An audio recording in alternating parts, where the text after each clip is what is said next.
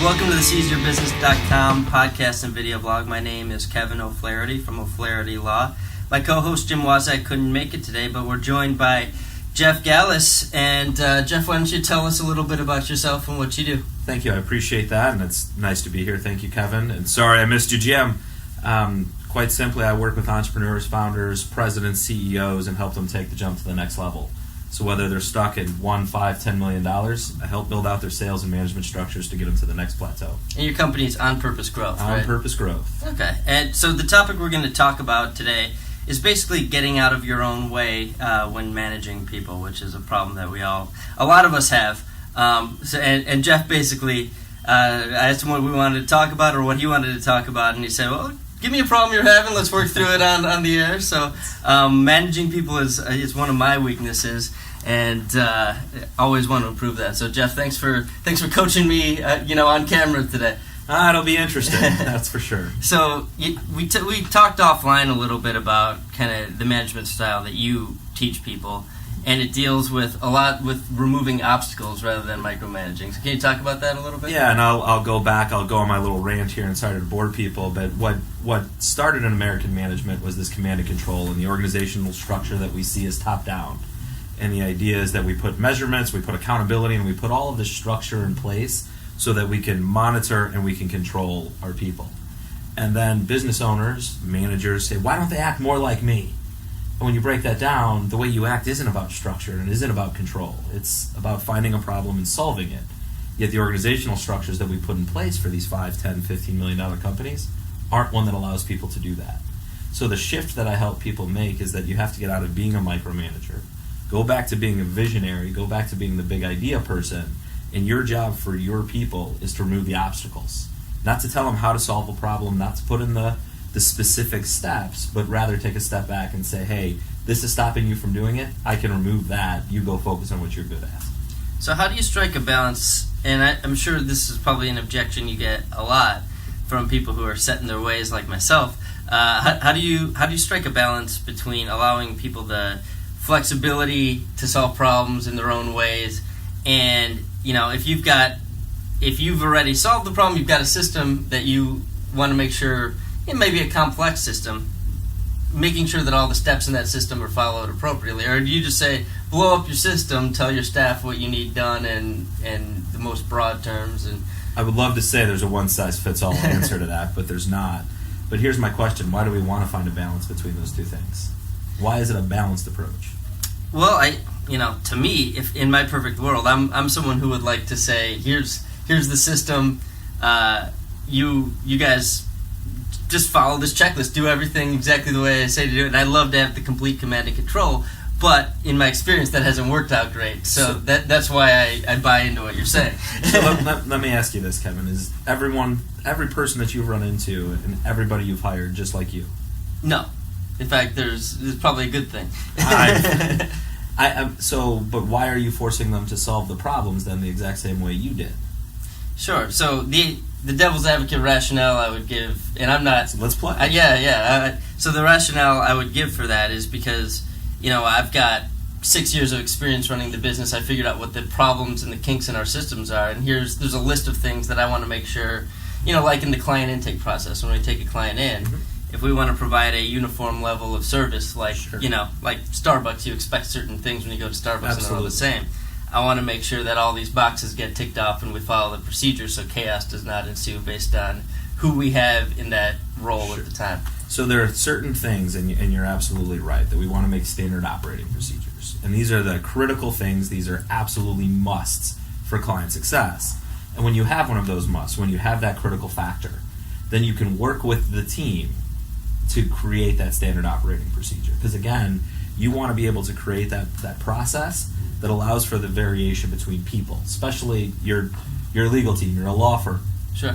There is no one lawyer that is the best lawyer for all situations, right? Right. So if you don't plan on having an accounting for that variation, you're only going to get one type of lawyer that can work in your firm. Sure. And that's not your end goal.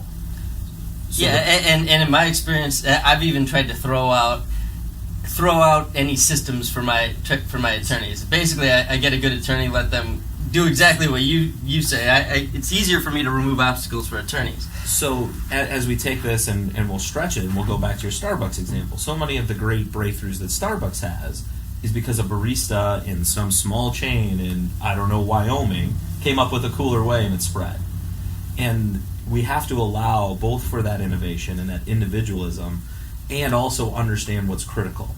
And where that balance comes in that you wanted is how we communicate with each other. And the management structure that allows, one, we all still have to have the same end, right? We still have to have the same goal, which is customer satisfaction and customer value and creating impact. Sure. In the end, that's the goal. How you get there needs to be, and constantly needs to be, updated and improved on. So you told me that you've been here for 6 years. Mm-hmm. Are you still doing the same thing you did 6 years ago? Not even close. Why not? Well, because we've been trying to improve. But you just said I've done it for 6 years, and now I want it to be the same everybody else should do it the way I'm doing it. Sure. But you're not doing it the same. Well, that's true. And in my system, when I do create a system, to me, there's a couple things I want to see. I want to see that there's a system, that there's accountability. I'm the old school that you're trying to break.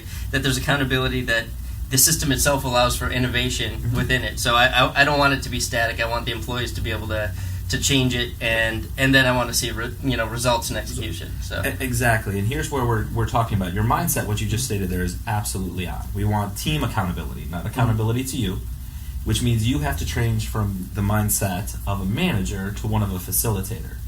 Your job is to really get all of those ideas on the table and help everyone walk through those ideas, empowering them to take risks. By the way, this means sometimes it's going to go poorly, right? Sure. Empower them to make those changes and updates. As long as you're communicating the key information and you're working as a team to make sure what's important is still what's important, they'll figure it out. And that's the trust that you develop amongst the team. And the accountability now that you go after matters. And where we got this conversation was talking about sales. And that's even more important now in sales. Because now we're talking about, not only do I have the variability of what we do, we have the variability of what the prospect needs or the client needs. And if you don't have a process that allows for all of that variation, you don't have a process that's going to work other than in this very narrow situation of, one, they have to be just like you, and the prospects that they have to be sitting across from are just like the one you wrote the process up for.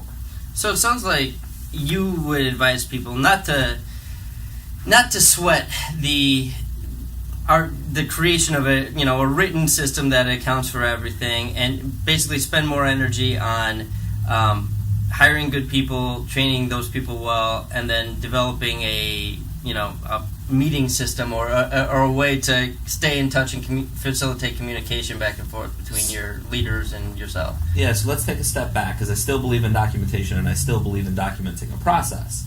But the key thing is what's documented in that process and what controls are you putting on it. The controls, as we talked about right at the start, were around what's critical.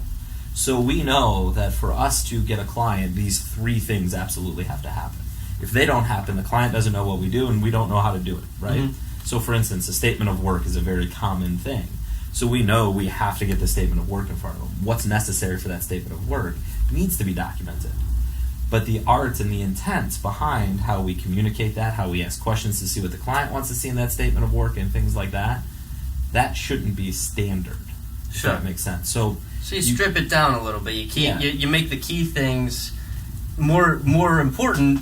Everyone knows they're important because there's less things on the list that they have to worry about. Here's the 3 things, not the 20 things that I need to make sure get done. The other 17 things in the 20 you figure out how to do on your own, as long as these 3 things are getting done. Is exactly. That right? And then what you're doing with those meeting structures that we talked about is, as a team, we're coming and we're sharing those ideas around best practices. So I just sat in front of this prospect. I shared with my team that said, hey, these are the 3 things I did, and it went awesome. And the person sitting next to me shares, well, I tried those 3 things with this prospect, and it didn't work. And you compare differences. You talk about differences, and you learn from each other. And the critical factor in that could have been the prospect. The critical factor could have been my personality. Mm-hmm. And so you look for those things, and that's where that meeting structure you mentioned comes into play, because we do want to stretch learning. We do want to spread learning. However, you can't do that through a stated process. It has to be more of an organic thing from team and sharing. And I want to make this emphasize, the key critical factors, Those are the things you need to focus on, and everything else, stop paying attention to. Well, and that's really wise, because when what I found is when you've got too much information in front of people, too in-depth of a process, the whole thing becomes white noise, and they don't know what's critical, and the critical stuff gets washed out with everything else. Yep. If everything's important, nothing's important. Yeah. And I'm not all that wise, and that's why I had to narrow down the things that I can focus on. If I'm not smart enough to get 10 things right, I'm technically sound enough to get 2 or 3 things right.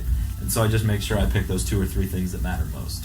I got one more question for you before I let you go. So, meetings, they're like the bane of every organization, and you don't want to meet too much where everyone's like, another meeting about a meeting. You don't want to meet too little where everything's just kind of spinning out of control. Mm-hmm. What have you found?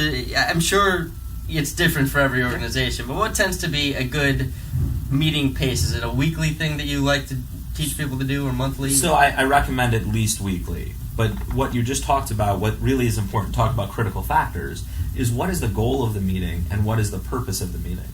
Most people hate meetings because they come about information sharing. Mm-hmm. And here's a simple question you can ask. Can this be shared effectively through other means? And if yes, don't have a meeting. Meetings should be around... That's a really good point. Yeah, meetings should be around learning, spreading learning, challenging each other, but most importantly, making a decision. Mm-hmm. And if there's no decision to be made, why are you having a meeting? Why do we all have to be in the same room? And so the meetings that are everyone's bane of existence are informational sharing.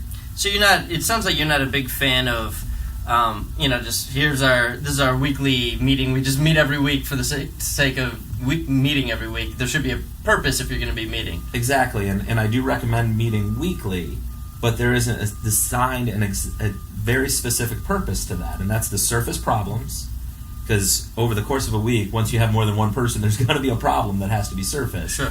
Come up with what are the next steps around that problem, and frankly, how do we improve so these problems stop coming up? And that agenda has to be followed, and it should be done weekly. Now, what you do in between that is greatly dependent on the organization. The core thing of meetings, though, is make sure everyone knows why they're there, and the meeting is the best forum to get that problem solved. And again, most of the meetings we all hate are informational sharing, where you're sitting in a room where somebody's up there talking for 20 minutes, you all clap hands, and then you leave. Yeah. The other one I love, and I've sat in a lot of meetings this way, where we all talk about things, and then at the end of the meeting, everyone looks around and goes, well, what do we do? If you're not closing with, these are the next 3 actions, this is who's doing it, this is what they're doing, and this is when they're doing it by, what decision did you make? Do you prefer to have a agenda that's, if I'm leading the meeting, if I'm the person, if I'm the owner and I'm calling the meeting of my leaders, do you prefer to have an agenda where I'm dictating the agenda, or a broader thing? What interests me does your agenda tend to look like, hey, let's have the other leaders in the room tell us what the problems are, and then we'll work. Is it kind of a top-down or a bottom-up approach to your meetings? Yes. It depends on the meetings. Depends on the problem you're trying to solve. For the regular meetings, the cadence meetings, the meetings to keep us solving problems consistently, not just waiting for fires, to solve problems proactively before they happen, those should have a little structure to it. And I don't care if you call it top-down, bottom-up, this is just good practice. Mm-hmm. The meetings that are more ad hoc, what I always tell people is purpose over agenda. So as long as everyone in the room is aware of what we're trying to accomplish, then the agenda follows from that, and the other people in the room, whether it be a mid-level manager or the lowest person on the totem pole, may have a better idea of how to get to that problem.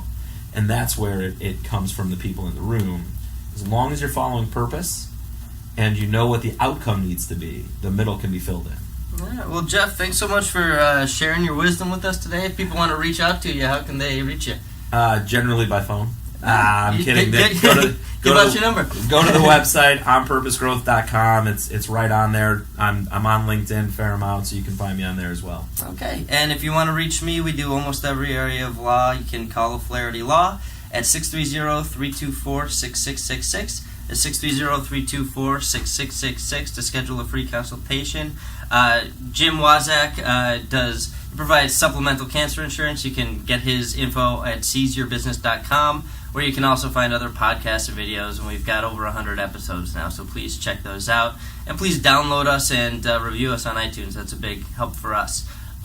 Check out learn-about-law.com for my legal blog, podcast, and video blog, and you can also check out makingrealestatefun.com for our real estate podcast and video blog. Thanks so much for listening.